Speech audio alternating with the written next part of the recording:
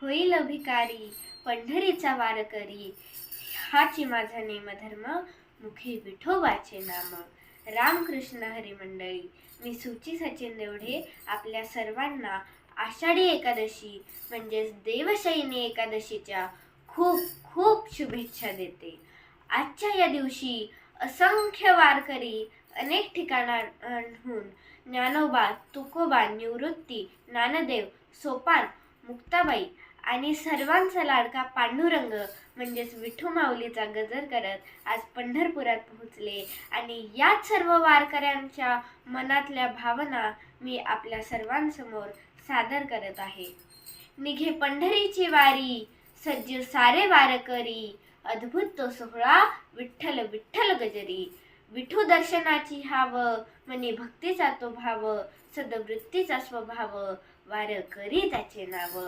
गळा तुळशीची माळ, तुळशी वृंदावन डोई, टाळ वाजवित चाले, नाम विठोबाचे घेई.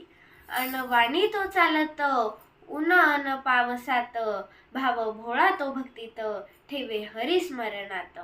हाती पताका भगवी, रिंगणात तो नाचवी, ज्ञानोबा तुकाराम मुखे गजर करवी.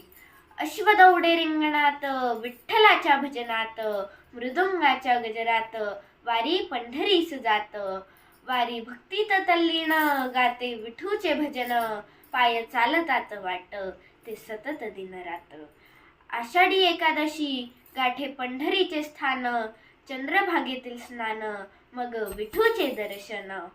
मूर्ती पाहुनी विठूची, मिठी पायाशी घालत, मिळे भक्तीचे ते फळ, भेट पांडुरंगाशी घडत.